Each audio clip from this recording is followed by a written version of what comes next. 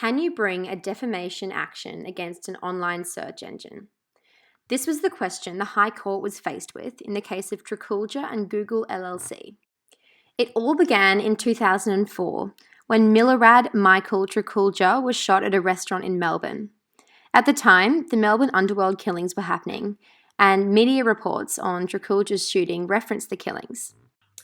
So Trkulja alleged that Google published defamatory materials, such as Google image search results that displayed Trkulja alongside other convicted Melbourne criminals, as well as phrases including Melbourne criminal and Melbourne underworld killings, among others.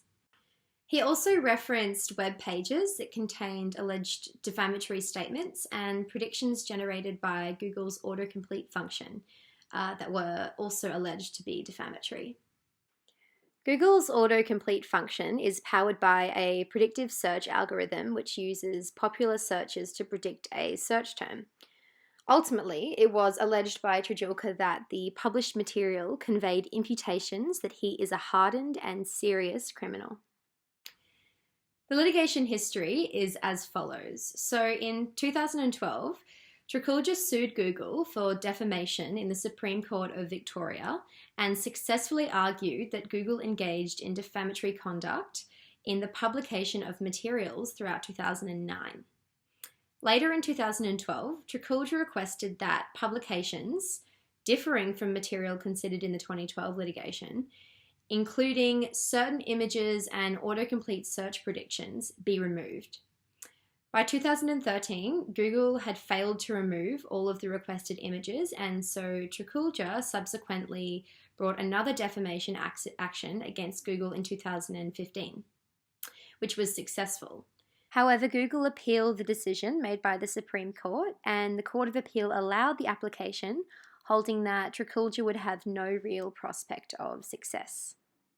Still not backing down, Trkulja appealed to the High Court in 2018. The primary issue before the High Court was whether or not the defamation proceedings should have been dismissed by the Court of Appeal. So the High Court held that the Court of Appeal had applied the wrong test in determining whether the defamatory imputations were conveyed.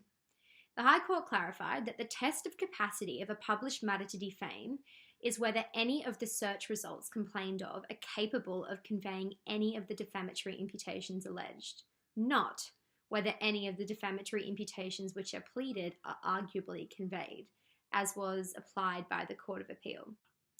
So Trkulja's case can continue in the Supreme Court of Victoria, but where does this leave us in the scheme of internet regulation and intermediary liability?